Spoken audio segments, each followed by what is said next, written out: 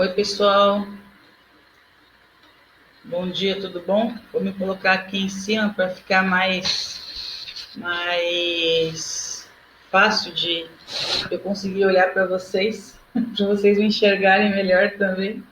É uma forma nova de trabalhar. É, é tudo novidades aqui para mim, então vamos tentar fazer da melhor forma possível, né? Então é um prazer estar aqui. Nós vamos trabalhar hoje o capítulo 2 da apostila de vocês.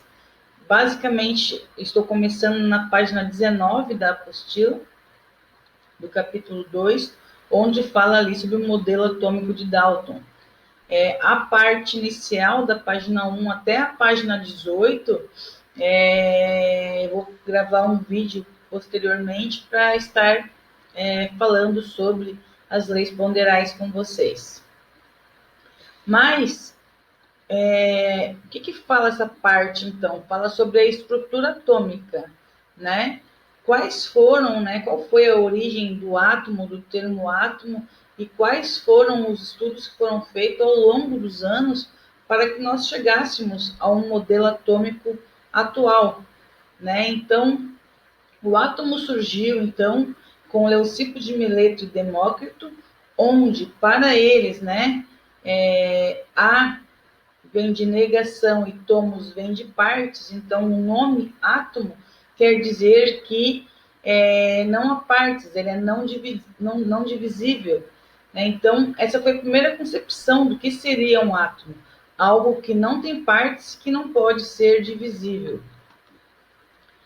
Depois de Demócrito e Leucipo, então veio o modelo atômico de Dalton, né? Esse modelo atômico de Dalton, ele é conhecido pelo modelo da bola de bilhar. O que é a bola de bilhar, então? Para Dalton, toda a matéria é composta por átomos, os átomos não podem ser criados, os átomos são partículas minúsculas, indestrutíveis e indivisíveis. Então, foi a partir de Dalton, então, que os átomos, né, eles passaram, então, a ter algumas identificações, como tamanho, forma, massa. Então, para Dalton, os átomos de um mesmo elemento químico são idênticos entre si, em tamanho, em forma, em massa e também em demais propriedades. Então, nessas bolinhas cor-de-rosas aqui, ó, nós temos átomos iguais, então, massas também iguais. Átomos de elementos químicos diferentes diferiam, então, entre si pela massa, né? Então, átomos diferentes, massas diferentes. Isso nós temos hoje, né? Se você pegar um átomo de alumínio, ele vai ter uma massa diferente de uma massa do cobre, por exemplo. Então, Dalton, importante saber que era um modelo da bola de bilhar, né? Toda a matéria é composta por átomos, eles não podem ser criados e são partículas minúsculas, indestrutíveis e indivisíveis. Só que o modelo atômico de Dalton, ele caiu, ele deixou de ser aceito, justamente porque foram descobertas, né, algumas partículas atômicas. Então, no início do século XIX, inúmeras descobertas no campo tanto da eletricidade quanto da radioatividade, do magnetismo, sugeriram, então, a possibilidade da matéria ser composta por partículas elétricas. Então, foram descobertos o elétron e o próton, que são menores que o menor dos átomos. Então, desaparecia a concepção do átomo como partícula mínima e indivisível. Mas quem foi que descobriu o elétron, o próton e como é que foram feitas essas descobertas? Existe, então, um experimento que foi realizado por Thomson, né? Que vocês podem ver todo o experimento nesse link aqui do YouTube, tá, gente? É um link bem interessante, ele está, inclusive, disponível ali no planejamento semanal. É só dar uma olhadinha ali em quais são os links que foram sugeridos e vocês assistam ali como é que foi feito esse experimento. Mas, basicamente, é o seguinte. Então, os elétrons, né, também chamados aqui de raios catódicos, eles foram, então, colocados num tubo de vidro chamado de ampola de Crookes, que é essa ampolinha que vocês estão vendo aqui. né? Então, nessa ampola são colocados dois eletrodos, o cátodo, né, que tem polo negativo, e o ânodo, que tem polo positivo. Estão vendo aqui na figura, na imagem? Então, né, no interior do tubo existe um gás rarefeito que foi submetido a uma descarga elétrica superior a 10.000 volts. Então, aqui dentro desse tubo. Do cátodo, vocês estão vendo aqui o cátodo, tá saindo um fluxo de elétrons que eles denominaram de raios catódicos. Então, elétrons, raios catódicos, né? Que se dirigem à parede oposta do tubo, né? Produzindo uma fluorescência. Observem aqui atrás, aqui, ó, a hora que ele parte, ele produz aqui, ó, uma fluorescência, tá vendo? Então, né, essa fluorescência é decorrente do choque dos elétrons com o átomo do vidro da ampola. Então, os raios catódicos saem aqui do cátodo, eles vão em linha reta aqui, chocando-se então com o interior aqui, com essa parte da ampola, que é feita de vidro. Certo? A partir das observações, eu vou passar aqui ó, essa imagem, deixa eu só passar aqui, ó. Vocês estão observando que os raios catódicos, quando incidem sobre um anteparo, estão vendo aqui que tem um anteparo, né? Isso aqui é uma ventoinha, eu acho. Mas quando ele incide nessa ventoinha, ele faz o quê? Ele faz uma sombra na parte oposta, né, da ampola de Crookes. Com isso, a gente pode concluir que os elétrons se propagam em linha reta. Estão vendo? Ó? Os raios saem, partem, passam pelo artefato aqui e formam ali atrás uma sombra, certo? Nesse mesmo experimento, se a gente observar aqui agora, ó, vocês estão vendo que os raios catódicos estão caindo, estão saindo, e quando passam pela ventoinha, a ventoinha se mexe, estão vendo? Então, os raios catódicos, eles movimentam esse catavento e a gente pode concluir com isso, então, que esses raios catódicos, eles também possuem o quê? Possuem massa, né? E por último, quando a gente quando a gente coloca aqui, ó, deixa eu mudar aqui, ó, eu tenho aqui, ó, coloquei um campo elétrico positivo na parte superior e um campo elétrico negativo na parte inferior. Então, quando os raios catódicos, eles partem do cátodo, eles se dirigem, eles são atraídos, né, pela placa positiva. Isso quer dizer que os elétrons possuem carga elétrica de natureza negativa.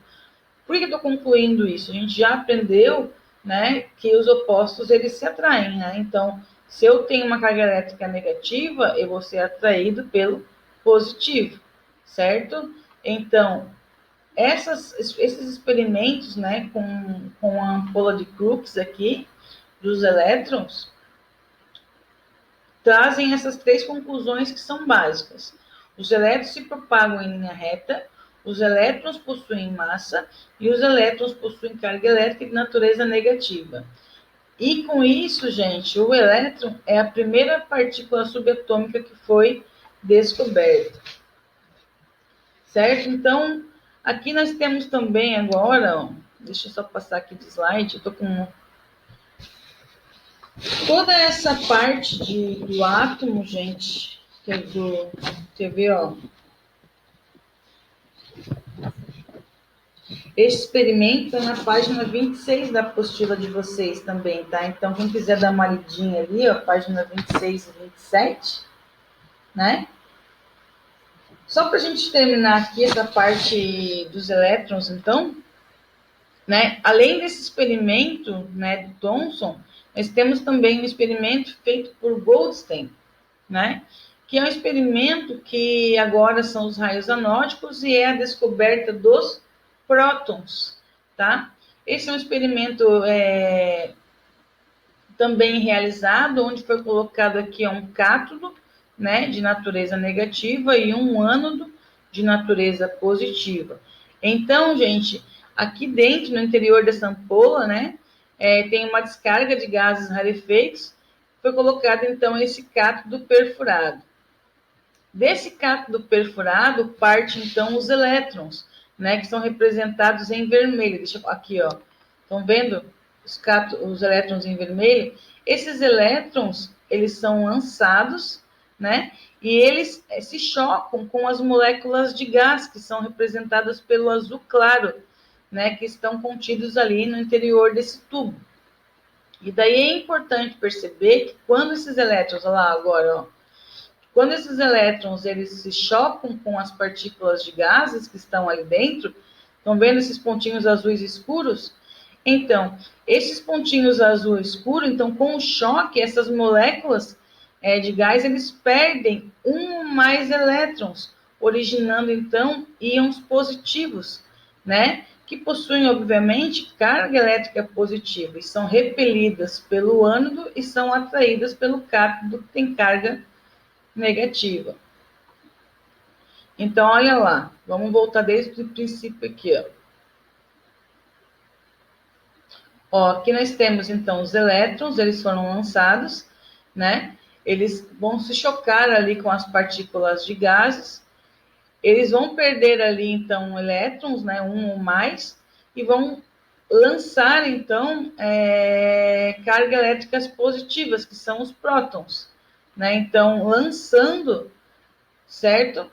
Esses prótons, por terem cargas positivas, eles voltam em direção a quem? Em direção ao cátodo. Por quê? Porque o cátodo tem carga elétrica negativa. Tá? Essa parte de próton não está aqui na apostila de vocês, mas a professora vai disponibilizar um link também para vocês entenderem melhor, né? Como isso é formado, né? Isso, então, conclusões aqui desse experimento de Goldstein. Né? Os prótons, eles são retilíneos, eles possuem massa e também são positivos. Como é que a gente sabe que eles são positivos? Isso que é importante. Eles são positivos porque no momento em que eles são formados, nessa aqui, ó, eles se chocam e são criados aqui, ó, essas cargas positivas. Essas cargas positivas, elas estão indo em direção ao cátodo que tem carga negativa, estão vendo? Né? Se eles são atraídos pelo cátodo que tem carga negativa, é porque eles possuem carga positiva, certo? E daí também nós temos os nêutrons, né? Que foram propostos, então, por James Chadwick. Então, ele descobriu os nêutrons quando realizava as experiências no campo da radioatividade. Então, ele percebeu que no núcleo do átomo, além de prótons, havia partículas nêutrons de massa aproximadamente igual à dos prótons, que são chamados de nêutrons. Toda essa história, esse histórico de elétrons, prótons e nêutrons, é para contextualizar o quê? O surgimento do próximo modelo atômico, que é o modelo atômico de Thomson, tá? J.J. Thomson, ele criou um modelo, então, com base naquilo que ele, do experimento que ele fez na ampola de Crookes ali, gente, ele, então, criou o seu modelo, que é um modelo chamado de pudim de passas, né? Então, nós temos uma massa de prótons e dentro dessa massa de prótons, nós temos aqui quem? Nós temos os elétrons. Então, para Thomson, o átomo era compacto, era eletricamente neutro, formado por quantidades iguais de prótons e também de elétrons. E no interior da matéria não existiam espaços vazios. Então, do modelo de Dalton, então, que era bola de bilhar, não existiam ainda a descoberta, né, das partículas subatômicas. Do modelo de Dalton para o modelo do Thomson, surgiu então, né, com a descoberta dos elétrons e das partículas subatômicas. Então veio o modelo de pudim de passas do Thomson, né, que agora onde agora o átomo é formado tanto por uma massa positiva, né, que são os prótons, quanto pelos elétrons, que são as passas representadas aqui nessa imagem.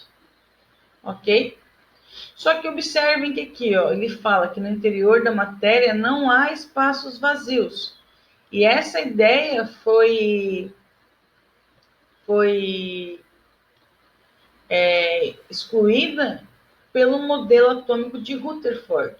Rutherford, gente, ele fez também alguns experimentos, que foram experimentos importantíssimos, que eu também estou disponibilizando um link, deixa eu ver onde eu coloquei aqui embaixo, aqui, ó, também no YouTube, eles mostram certinho, eles mostram o experimento em si mesmo, tá? Então, quem quiser dar uma olhadinha nos experimentos, vai ali naqueles links que também estão disponíveis no planejamento semanal. Então, ao iniciar seus experimentos, Rutherford detinha alguns conhecimentos importantes. Então, ele sabia que na natureza existiam materiais radioativos capazes de emitir radiação alfa, formada por partículas positivas e pesadas.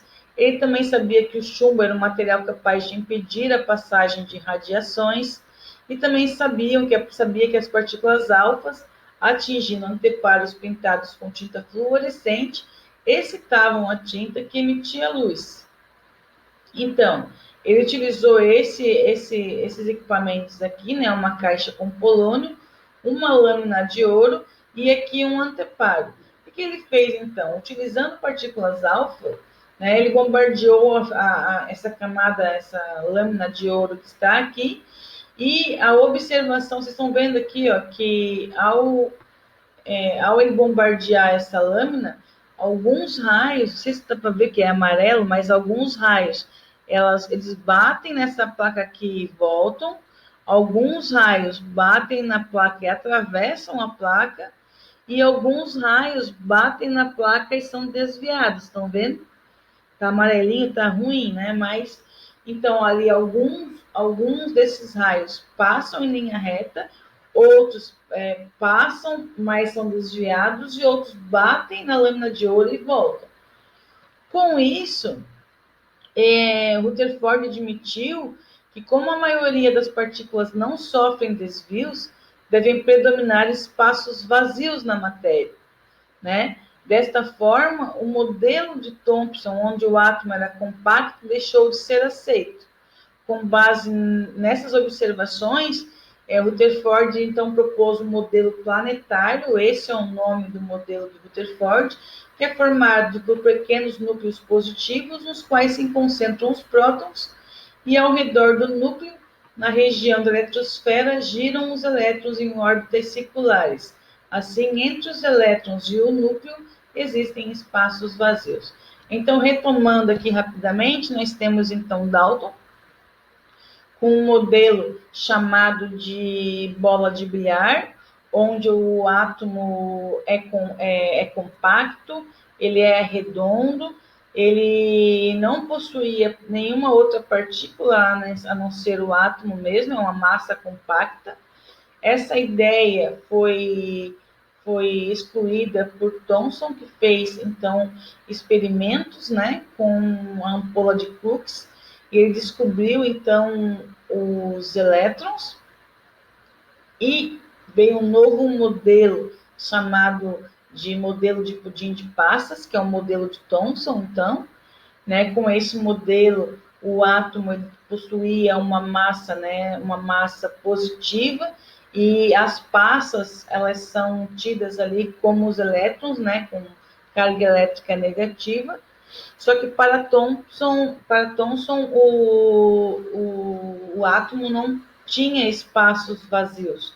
E isso Rutherford quebrou com um experimento onde ele bombardeou ali as partículas alfas no anteparo de ouro, ali na lâmina de ouro, né? E lá no anteparo ele observou que a maioria dos raios ali passava pela lâmina em linha reta, concluindo com isso que o átomo possui sim espaços vazios, né? E daí, gente, esse modelo de Rutherford, ele se manteve, e o Bohr, que é o próximo modelo atômico, ele complementou o modelo atômico de Rutherford.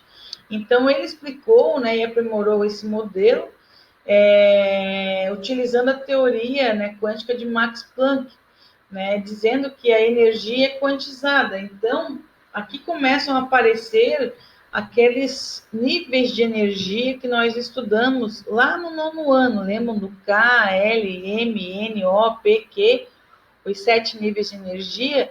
Então, com isso, né, o Bohr ele enunciou os seguintes postulados, né? Os elétrons giram ao redor do núcleo em órbitas circulares, estáveis e bem definidas, sem irradiar energia espontaneamente.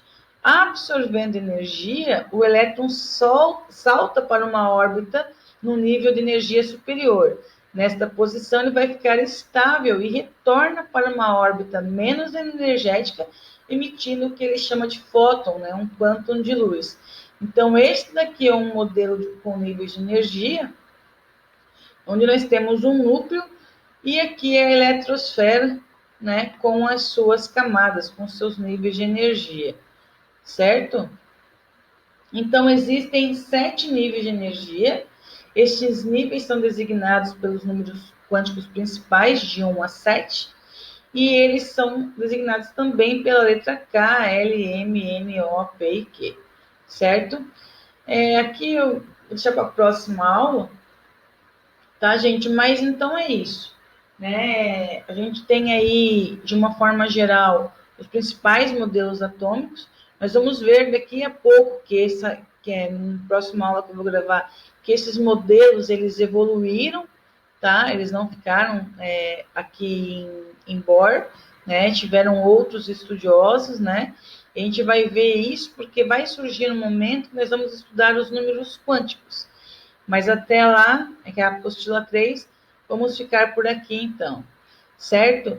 Lá eu vou terminar o vídeo aqui, mas lá no planejamento semanal dessa semana, eu vou colocar alguns exercícios para vocês estarem fazendo, certo?